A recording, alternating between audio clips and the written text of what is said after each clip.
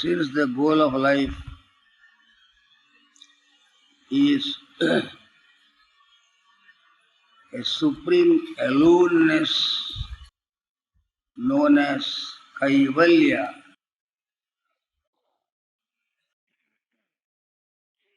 and God Himself is alone to Himself.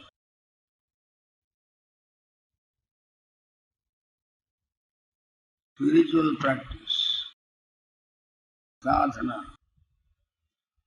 in the direction of the attainment of this supreme aloneness also consists of a development of a kind of aloneness in our own self. Are we alone in this world, or we are not alone in this world? There are two types of aloneness. One is a desolate, depressing feeling of being discarded by human society and having been subjected to an unfortunate psychological aloneness as if in a prison. This is one kind of aloneness, where an external force is exercised upon you to be alone to yourself. It is a punishment of a legal nature and not a happily welcome condition. There is another kind of aloneness which you impose upon your own self due to being disgusted with certain things, being unhappy with conditions prevailing in society and circumstances around. One would like to be away from these circumstances and be alone to oneself somewhere else. When people are angry, they wish not to speak to any person. Don't talk to me. It will be the retort of an angry person. They don't want to eat. They want to sit alone somewhere because of the intensity of anger. That is also a kind of aloneness, imposed by oneself, upon oneself, for totally negative reasons. There are various other types of aloneness, which one feels within oneself when one has lost everything that one had. All the property has gone. Relatives, relations have deserted the person. The business has failed. Stock market has gone down. Crores have been lost. The very earth is shaking under the foot. And one feels at that time an aloneness of a wretched type. I have heard of a person who was always busy in stock market dealings. And one particular instance, that person lost everything in 1 second. And that very day he died of heart attack because of the wretchedness that he felt within himself and aloneness which entered into his vitals and took away his energy. But Kaivalya, which is aloneness, is not a psychological aloneness. It is not a loneliness that is felt by the mind attached to this body. It is the loneliness of the spirit that is within us. Our soul is lone by itself.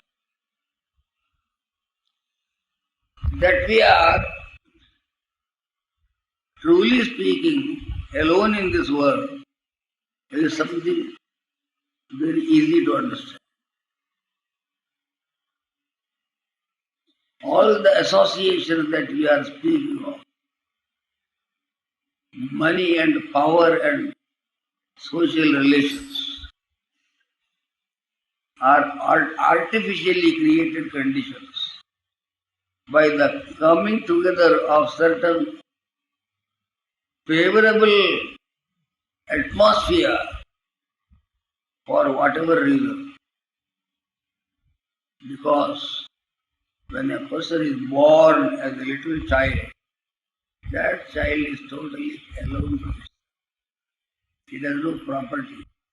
It has no consciousness of relations. It cannot know that it belongs to anybody or anyone belongs to it.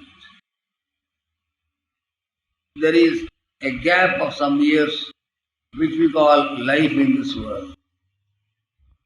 When that span of life is over, another aloneness creeps into oneself. That is the time of departure from this world.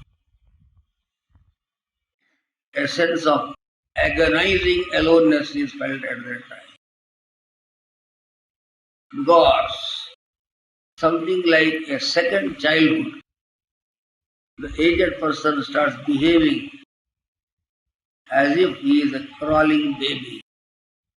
The mind blabbers and chatters and starts saying anything and everything as an illiterate, untutored child would speak. Erratic desires arise in the mind at that time. While really in childhood, the consciousness of external relations is not there. And in old age, at the time of passing, there is the other side of the feeling of aloneness that everyone has left. When a person is passing, relations come near. Do you know who I am? They will ask. Do you recognize me? Sometimes the consciousness of recognition fails. Even if the eyes see and through the eyes one can recognize who the person is, one cannot fully express that relation. Hearing also fails afterwards. Eye fails, hearing fails. The mind alone starts thinking. But the mind also fails. Only prana remains afterwards. When the prana fails, there is exit from this. This exit is to a person who has been accustomed to social living and a grandiose public existence is the worst thing that can be imagined. It is necessary to have that amount of wisdom in everyone, especially a spiritual seeker, that when aloneness was the condition of our coming into this world, aloneness is the condition into which we shall enter when we are departing. How come that we do not feel alone in the middle and we have a totally different feeling of having so many things which we never brought when we came, nor shall we take when we go. So all relationship of every kind is a total illusion that is foisted upon the socially conditioned mind of an individual. Because if that sense of aloneness, which was at the time of birth and which shall be at the time of passing, continues for some 50, 60 years in the middle also, the person may perish due to the grief of it. But nature's cleverness sees to it that the individual does not perish before due time. So a satisfaction is created of an illusory nature that one has everything. So much land I have. The land was existing there even before the birth of this person. And it shall be there unaffected even after the person leaves this world. But yet it is my land. Hundreds and hundreds of acres of land is mine. I have got so many friends. Like flies leaving one place and going to another place. All things shall leave a person at any moment. Bereavement is the law of nature because of the fact that association is an artificial, contrived situation which cannot stand for all time. When discretion takes the upper hand in our life, we shall realize that we are always alone to ourselves. There are no friends in this world because the association of people in the form of friendship is conditioned by certain arrangements of agreement. If you do this, I am your friend. If you do not do this, I am not your friend. So you have put if even in the friendship.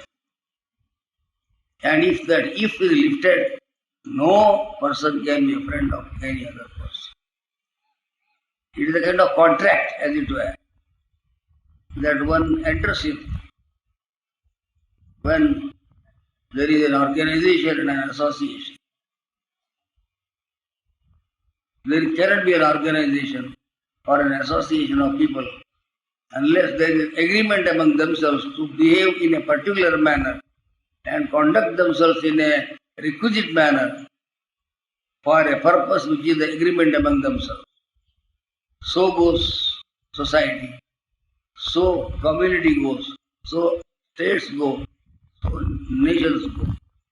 If the agreement is broken for any reason whatsoever, the person stands alone to himself. A spiritual seeker has to know this aloneness in oneself. It is not good to feel aloneness only at the time of departure from this body, because it will come with a shock at that time. That you are going to lose everything is something that need not be thrust upon us at a time when we are not expecting it, but we must be prepared for it even now. If the worst happens, you know how to face it. Because there cannot be anything worse than death, where you are dispossessed of everything that you thought is yours. Considering that associations of wealth and relations is intensely conditional and cannot be relied upon, anyone can turn one's back against you for some reason or the other. It is necessary to find peace in one's own self. If peace is borrowed from associations and connections with external things like wealth and relations, that borrowed happiness and peace will go like the money of a creditor, which will not stand with us for long time. We cannot live by borrowed peace. An intrinsic strength should be developed within our own selves, not the strength extrinsically foisted upon us by authority, power, election, and position.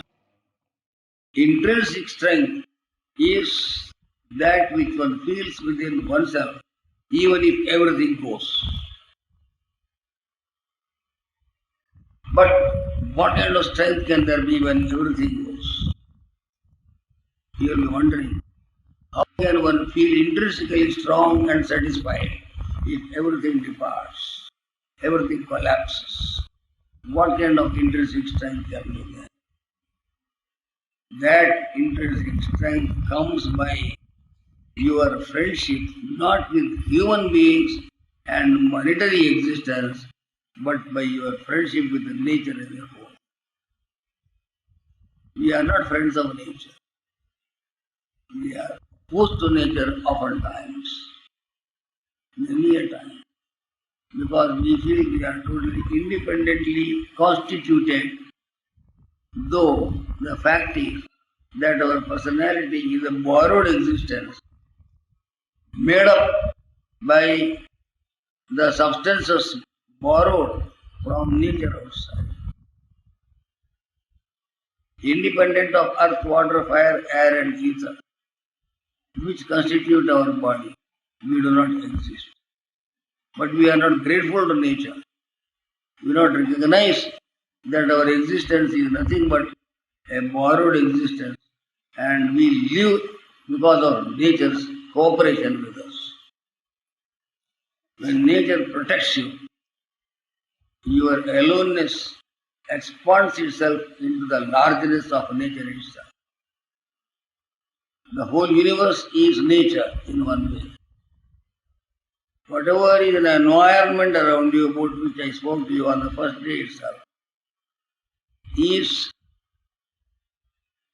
the thing and the substance out of which we are made.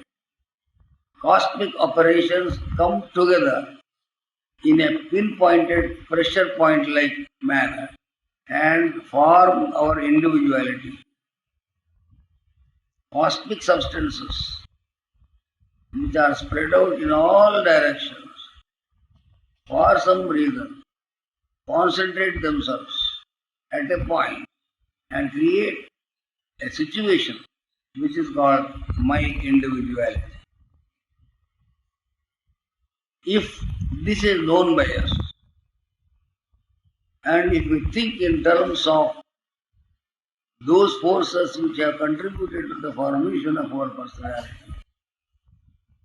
we shall not depend for our existence on frail relationships with untrustworthy human beings and unreliable wealth of the world, but will rely upon what is a trustworthy friend of ours. That which is a reliable associate of our own selves is that which will not desert us at any moment. The very wind that blows, the very sun that shines, the air that we breathe, which are cosmically operating, they are the fingers of God working everywhere.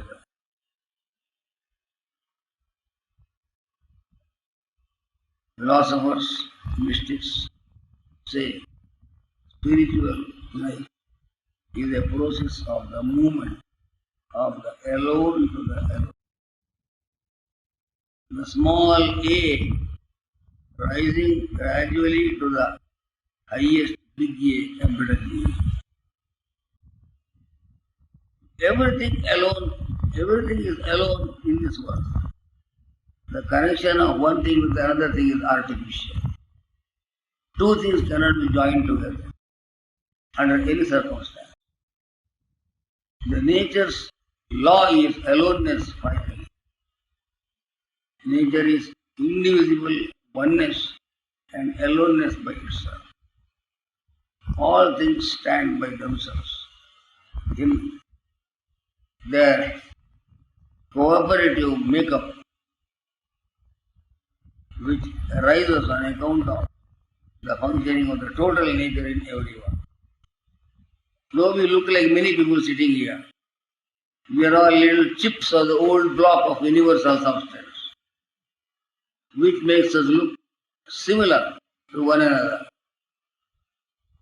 As statues made of marble have a similarity of the substance out of which they are made, because all is marble in spite of the shape and the contour of the carved figure.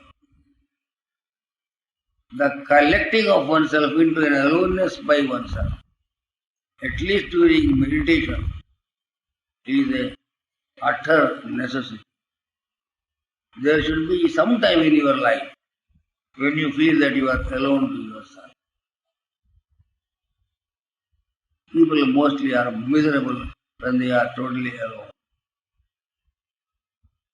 When you have no work to do, when you have finished your day's duty, had your lunch and dinner, nobody comes to talk to you. You just walk out to the marketplace or the club so that you may see people and have a chat with them.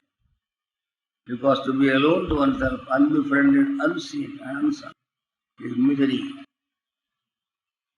Does anyone feel miserable when one is alone to oneself?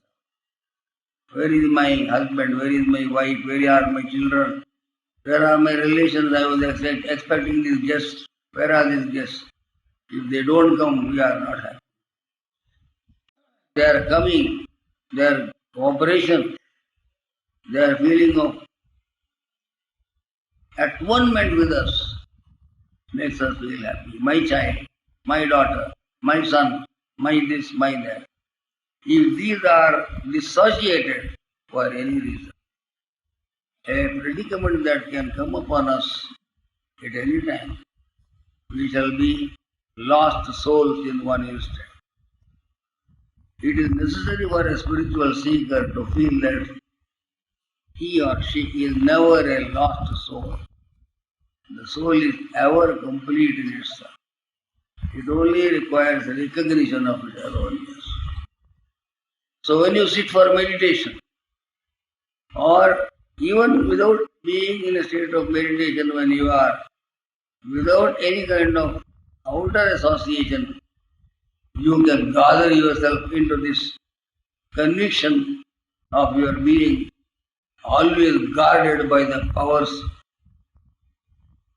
of the quarters in heaven.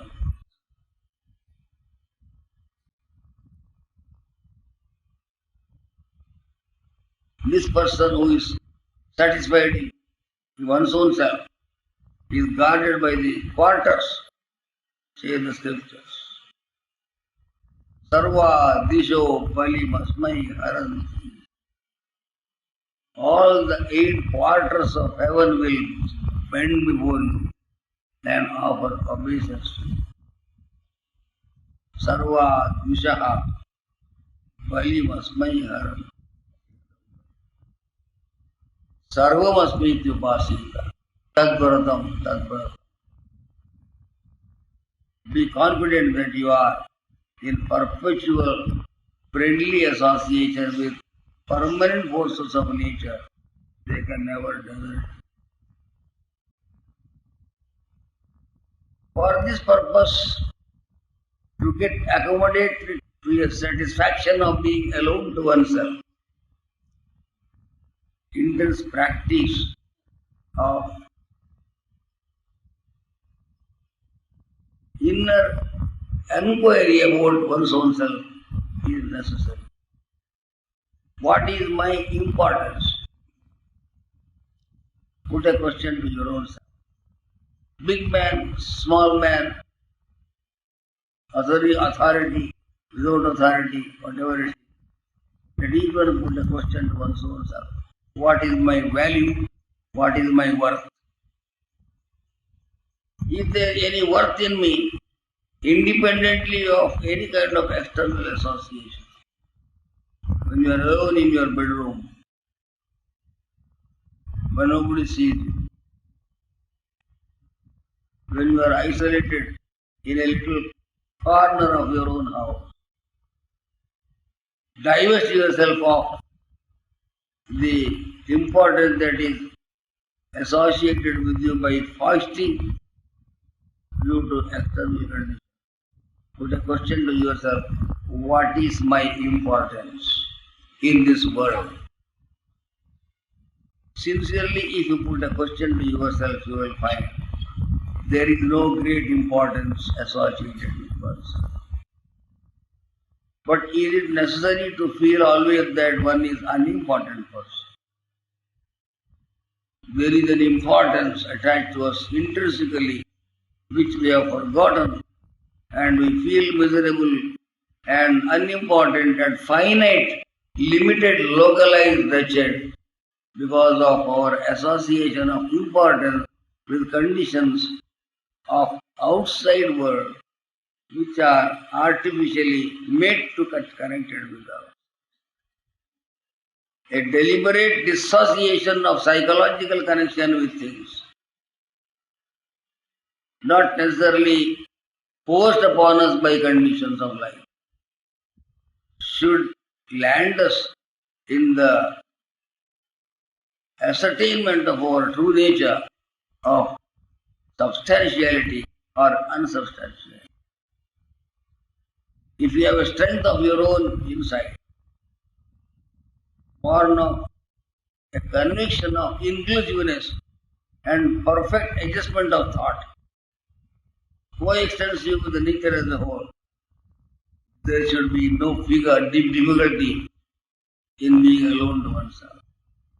It is actually a large aloneness, an expanded form of aloneness, not socially expanded, but metaphysically expanded, spiritually expanded.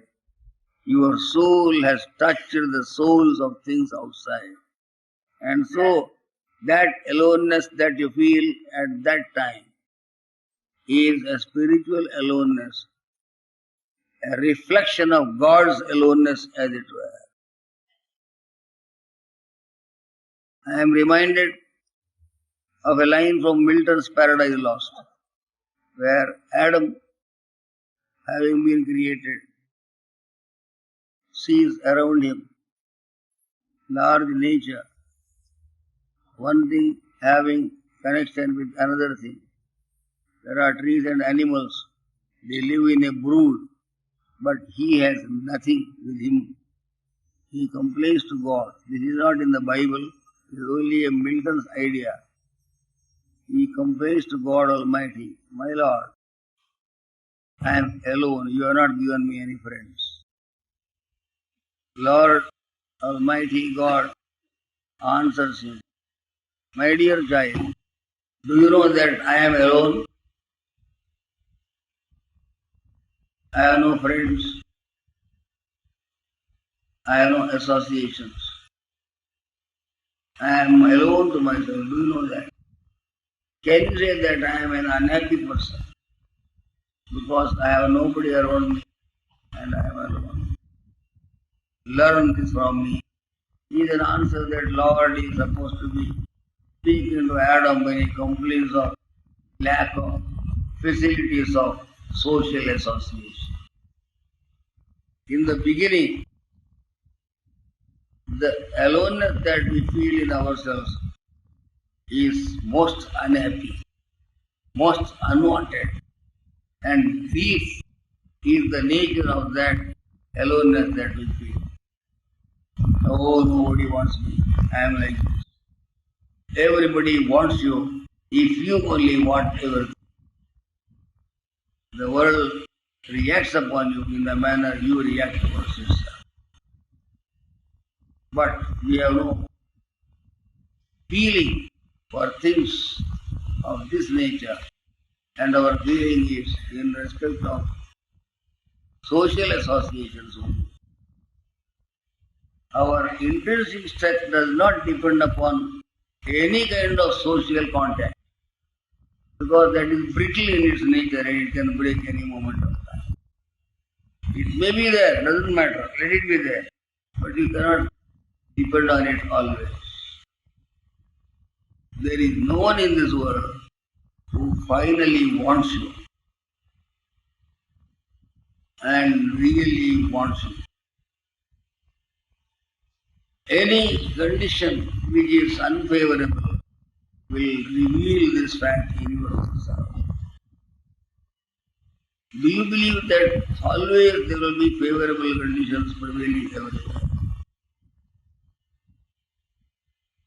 The so-called favorable circumstances in the midst of which we are living are supposed to be the product of some of the karmas that we performed in our previous life. You must have done some charity, some good deeds, some service to people. That potency of good action that you perform in respect of the society around you brings to you now in this world of human relations a satisfaction of being in the midst of friends, relations and cooperation. But as karmas perish together with their fruit, their results also perish. And that which has come will also depart. Sarve kshayanta nijayaha patananta samuchritaha samyogaha viprayoganta maranantanti. Mahabharata gives a concluding message to us. Any kind of accumulation, whatever be its nature, will end in the dissolution of that accumulation. The collecting of things will end with the dismemberment of the parts of that collection. All rise in authority, power in society will end in fall unto the lowest level. All relations end with bereavement. Samyogaha, viprayoganta. As logs of wood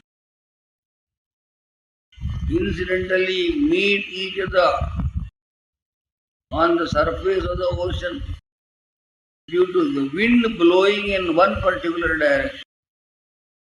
Yatha kathanja kathanja sameyatam mahodadho samekacha vyapeyatam tadvad bhuta samadhavana.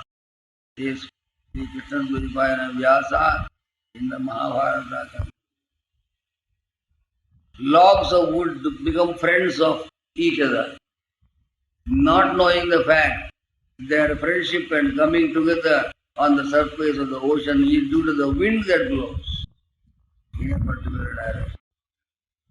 We meet each other, we are friendly with people, we have got relations, we come together in a fraternity of relationship in the same way as logs of wood meet each other on the surface of the ocean. But the logs have no independent thinking process in their minds. The logs cannot control this connection. The wind must be blowing from somewhere. Some super operation of whatever nature is active in bringing you in contact with certain things in the world, but it can operate in other direction also, because nature has no friends. Nature has no enemies. When the biting winter is making us feel very comfortable and a little sun bath in winter is very pleasant, we cannot say that sun is a great friend of ours, because he is giving the warmth when we are shivering with cold in winter. But in the hot summer, when we walk, if a person has a sunstroke and is about to collapse, we cannot say sun is an unkind person.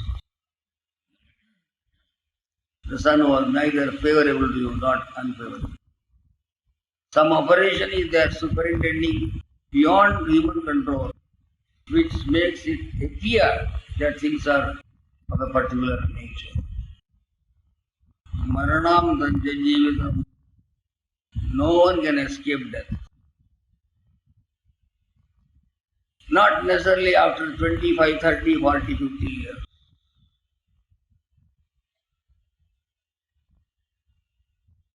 It is any moment. length of life of a person, the duration for which you will be alive in this world, the experiences that you will pass through during this duration of your life, and all the experiences of pleasure and pain connected with them, they are already inscribed on a plate even when you are inside the womb of the mother. Your future, how tall you will be, how wide, how wealthy, how poor, and how long, with what kind of health and what kind of illness, with what relations and with no relation. When you will pass away, everything is decided. Garbhastasyaiva jivina. Inside the womb itself, all things are written, and you cannot change it out. Because that which is written inside the womb is actually a result of what you have brought with you from the previous birth. You will not get anything which you have not actually deserved. Undeserved facility is impossible to think of. All the facilities that you enjoy in this world, all the suffering also to which you are subjected, are what we have brought with us. We have sown the seeds of joy and sorrow both in one life, and those seeds will crop up into the joys and the sorrows of our daily experience. There is no use complaining, so and so is giving me great joy, so and so is causing me great unhappiness. You have yourself created the joy by some good actions that you performed in the previous birth. You have miserably failed and done something which is most untoward that has reacted upon you. Everybody deserves and then receives. We are not given a grace or a gift by anybody. No charity is given by nature to us. There is no such thing as charity, gift, and just giving for nothing. Nothing, no. That cannot take place. There is no charity in nature. It will give you what you deserve. Your cooperation with nature, with God Himself, and your inward communication of your own being with the being of that which is supposed to be blessing you, that will decide the extent of blessing that you will receive from nature and God Himself. Ye yatha mam prapadyante tam tathaiva bhajamyaham says the Bhagavad Gita. As you think of me, so I will think of you. As you describe me, so I shall describe you. Whatever you have given me, I shall give you back. Only thing is, if you give a little small quantum of goodness to nature or God, it will come back to you in large measure because of the pervasiveness of nature and of God. You may give a little thing, but a large thing comes. One handful of chivada, which Sudama brought in a niggardly fashion, and was hiding under his armpit, tied in a rugged cloth, which he wanted to offer to Sri Krishna in Dwaraka. He did not want to open because of the glory around, the large golden plate that was placed before him. And Sri Krishna asked him, my dear friend, what have you brought? He cannot say, I have brought a wretched thing, one handful of that. He is tightening his armpit. He never wanted him to know that. But Sri Krishna said, no, you have brought something, and he pulled it out. He brought one hand. That when it fell on that large golden plate, started mountain-like overflowing. You may give one grain, but you will be given back a mountain of grains in return by God. Give, and it shall be given unto you. Pressed, shaken, overflowing, not in the niggardly way you give. This is the inner secret of spiritual performance, by which we must recognize our true friend and our true source of succor, who will protect us when we are in danger. Can you think of any person in the world who will be ready to protect you when you are in suffering? You have seen with before your eyes people who held high power in society and administration are cudgeled and thrown to the streets as it were. They are unwanted elements like animals. Can you trust human beings? Today he is a Caesar in Rome.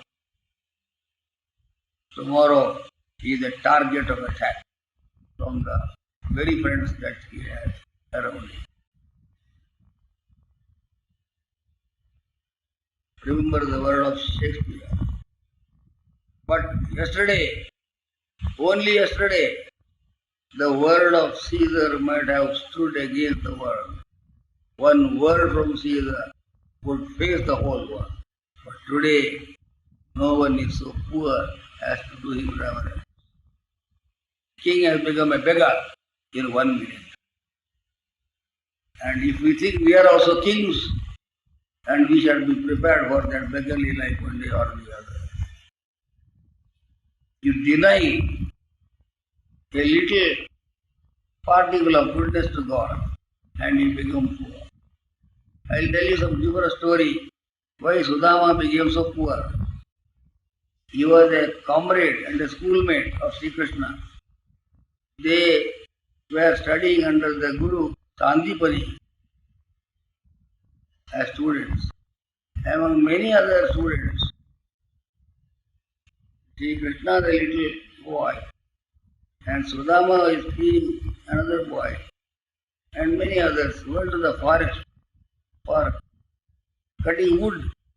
That was the system of ancient Guru Seva. Wherever there is a Gurukula, there the students are supposed to bring holy firewood from the forest for the performance of yajna or havana.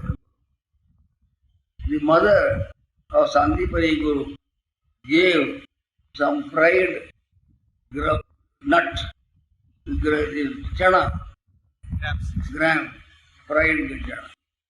He tied it in a bundle and gave to this boy.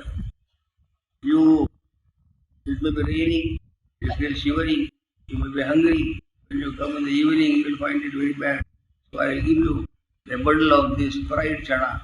You can eat it on the way. It appears due to fatigue, the boys were lying down like this. And Sri Krishna, the little boy, was lying down. Sudama was lying down. Sudama felt like eating it. He took something and did cut some. And Krishna asked him, boy, you are eating something alone to yourself. No, I am not eating, I am chattering my tooth to food, he said. This deceptiveness that he showed to a boy like Krishna made him utterly poor. And he became miserable throughout his life. And the very same person whom he did not give a little chana, he had to come for his.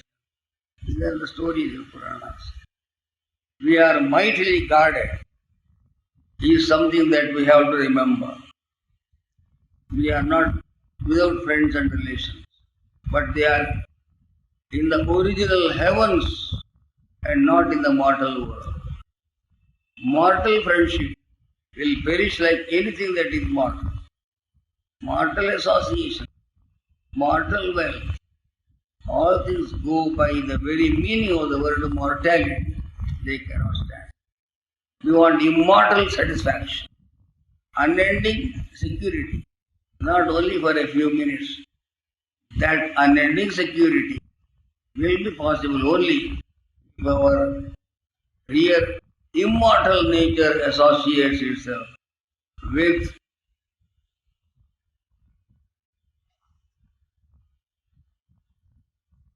immortal source of security.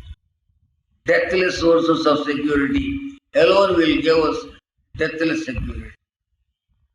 But if you cling to perishable sources of satisfaction and security, they will go, and whatever they have given will go together with what they have given.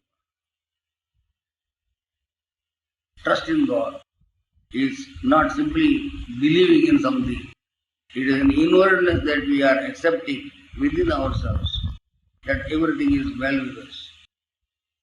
If everything goes and all leave, still I am perfectly alright. And those things which are invisible to the eyes will come and protect you. Spiritual life is painful in the beginning stages because of the hard discipline of this kind psychologically required. The discipline is inward, mental, psychological, organic. It is not external discipline that can take us to God. We may eat only once a day, or we may not eat at all for some days. We may not sleep. We may take bath 100 times. We may go on rowing the beach. These are external disciplines that we are imposing upon ourselves. But the internal discipline is that which is known to ourselves only and not to others. Socially oriented disciplines are not sufficient. There must be a spiritually oriented discipline, which is the discipline of consciousness itself. If you are sure that you are perfectly alright, under any circumstances you are alright. Let everything go, I shall be alright. Let nobody talk to me, I shall be alright. For some reason you are alright. But you must be really alright. That confidence should arise in you. And wherever I am, I shall be perfectly alright. Why should you have any suspicions in this matter? Because wherever you are on the surface of the earth only. Wherever you are in the atmosphere of the solar influence, benefit of the stars. Wherever you are inside the universe. Therefore, security and satisfaction should flow to you from all sides. You are spiritually alone, though socially a unit of human society. The soul has no society.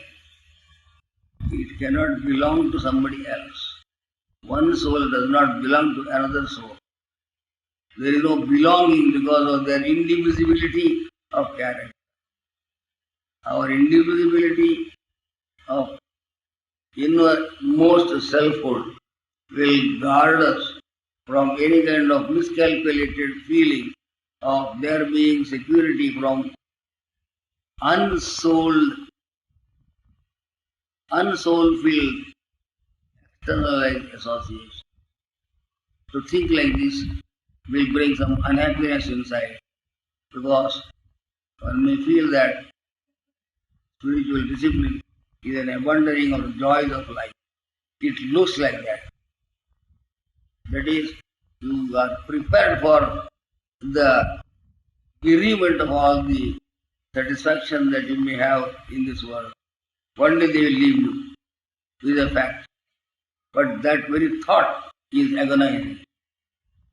But that which is really yours will not leave you. That which is going to leave you is not yours. That which really belongs to you will not leave you. And that which leaves you does not really belong to you. When you leave this world and go to another realm, you will take with you what really belongs to you. What is it that actually belongs to you? What you have thought, what you have felt, and what you have actually been contemplating upon in your mind, that will mightily produce an immortal effect as your true property, finally telling you that you are only your property. Your property, your belonging is yourself only. You have to carry it wherever you go. With that, you must be happy. This is the great aloneness that I was trying to explain to you in many ways, so that this mighty inner spiritual aloneness will take refuge in that absolute aloneness of God Almighty. Hari Om.